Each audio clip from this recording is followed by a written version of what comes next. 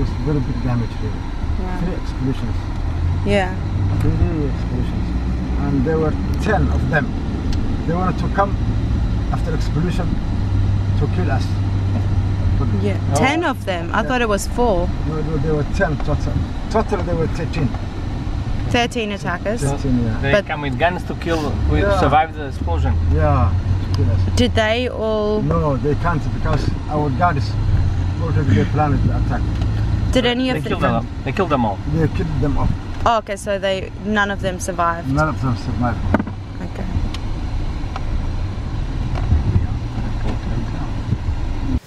Hi guys, welcome back to my channel. Just started, so this may be the first time you're watching a video from me. I'm going to talk about that time I spent my 30th birthday in the most dangerous city in the world, Mogadishu. This was last year. Initially this trip was nearly going to be cancelled at the airport when I was boarding my flight.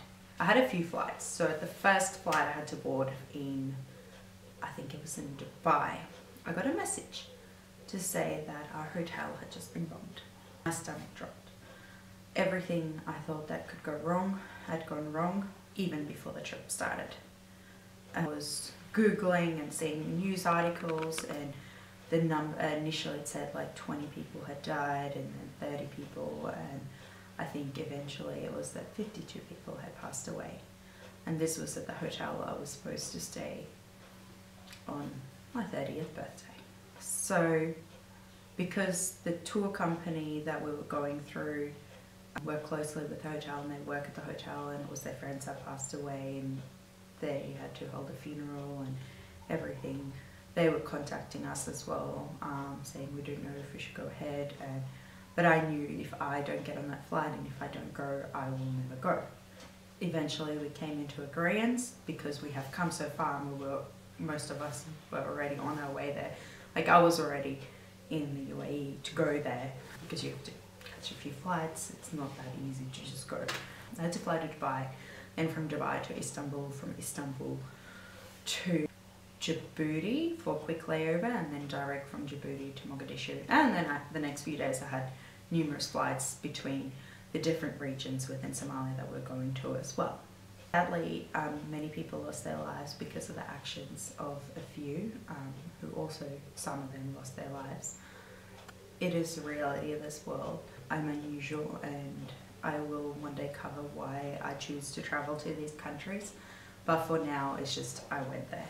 I don't go to these places without thought, just know that. The night before my birthday, we were in Kismayo and Garowe, and there was a political rally happening at the hotel we were staying at. I'm at a presidential campaign rally in Scotland. So instead of just having a quiet dinner, we were warmly invited to attend this political rally and have dinner with them. It was very, very exciting.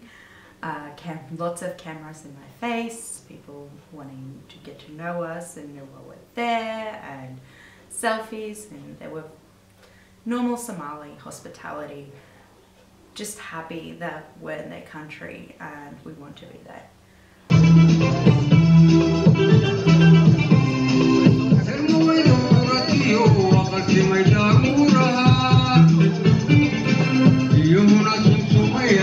And also the fact that we're tourists, that we're not there for a story, we are there to experience the place and get to know them. Not many people do that. Mostly when people are there, it's there to make money and benefit out of the country, or even for some humanitarian work.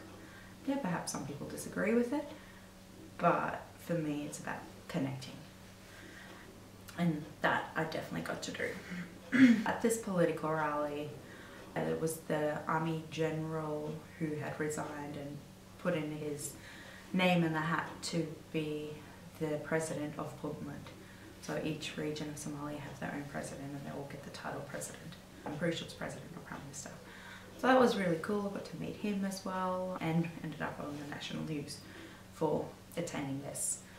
So once that wrapped up, went to my hotel room and slept to, I think I made it to midnight to get phone calls from home to wish me happy birthday. So the next morning I was up early to go to the airport to catch my flight to Mogadishu. Yeah, leaving Garowe, capital Puntland, and it's my 30th birthday, so headed to Mogadishu, spending it there. Happy birthday! I ended up being on the national news yet again in Somalia. So yeah, that was very cool and random, unexpected, not looking for it or looking for fame. I just wanted them to know that I enjoy being in Somalia, and I have been fascinated with their culture since I visited Somaliland a year prior to this. So yeah, that was a good experience to connect, an outsider connection with a country that's not frequented. There was also a lot of excitement at the airport. This was another guy who I believe won the election, but there was like hundreds, if not thousands of supporters with flags and everything, like everyone really excited.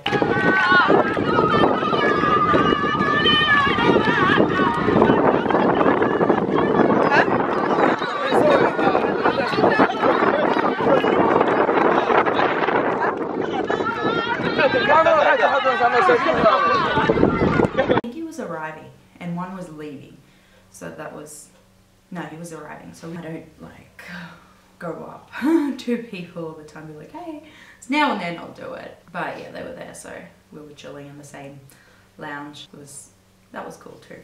Our flight was delayed because of this political rally. I believe like the planes are kind of never on time in Africa. If you've done some traveling in rural Africa on really small airlines. This one was called Ocean Airlines, so in this case, like, you're not guaranteed to leave on time. But that's fine, have a few coffees and chill out there. So eventually took off and we headed to Mogadishu. Arriving back in Mogadishu, once again, we're treated like celebrities, going through the VIP lounge. We have like direct connections with our airport director and hung out with him as well whilst we're there. So we met up with him again for lunch, and because it was my birthday, I think that they'd arranged a cake.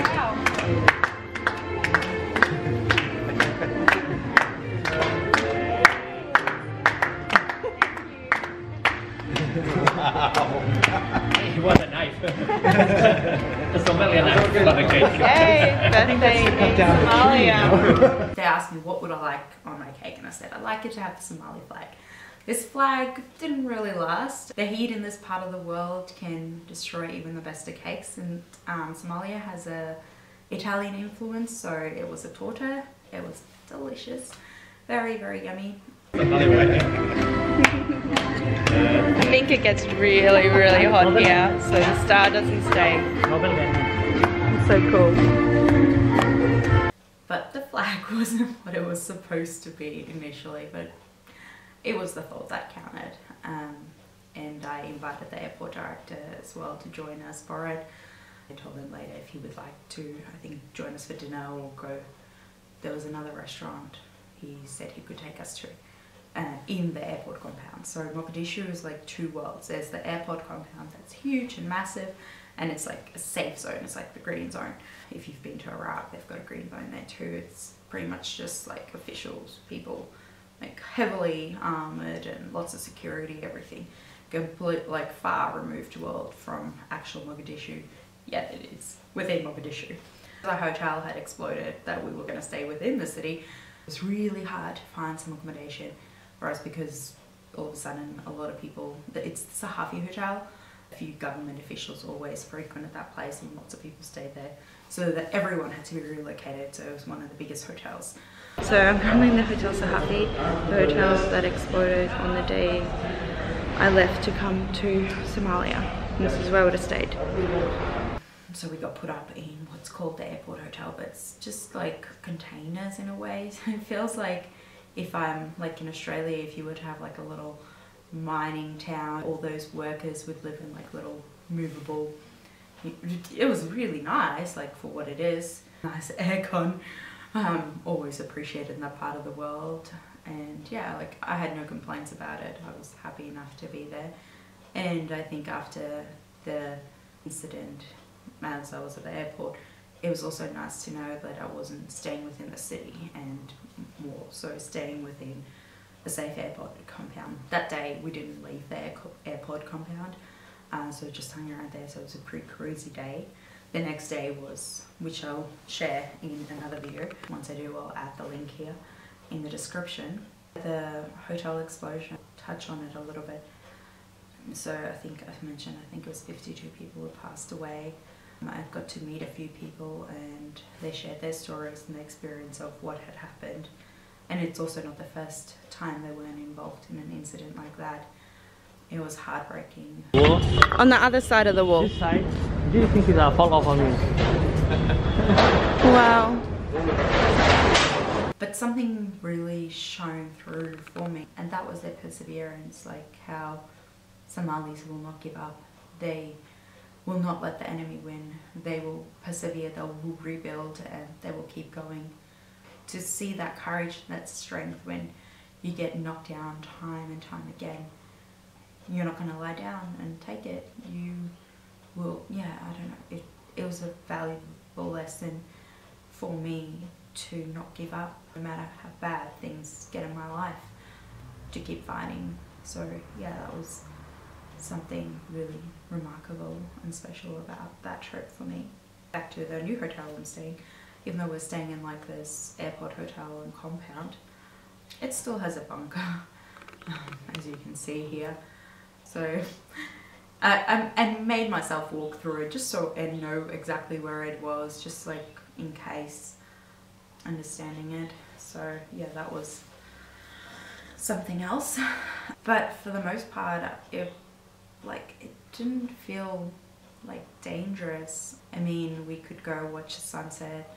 So like, I think it was on my birthday night, we went down to the beach within the airport compound and watched the sunset there, and it was really stunning and beautiful, and took some photos. Guides left us for the night, and because the compound closes by a certain time, so they can't hang around for too long.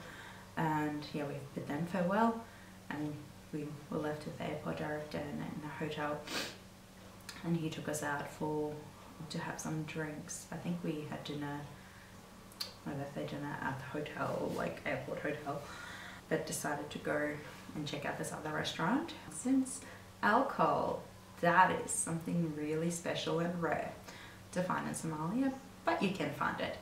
Being a country that's Muslim, alcohol is forbidden there, except in this restaurant because there's a lot of foreigners working there. So that was available. So I had a glass of wine. You could bring us here tomorrow. Enjoying a glass of wine for my birthday. We'll buy you in dinner. Somalia. Why would I not? It's my 30th birthday and I'm not Muslim, I'm Christian. So I do drink on occasion, not often, but I was definitely going to have a glass of wine that night. That pretty much wraps it up. It's not like that exciting, but it sounds more exciting than what it was. The next day was much, much cooler, because that's when I got to go in and see the real Mogadishu. Yeah, once that video's up, I'll link it in, and you guys hopefully are gonna subscribe so you can watch it and see what the real Mogadishu is like. And yeah, let's see what happens for my 31st birthday. Yeah, thanks for watching.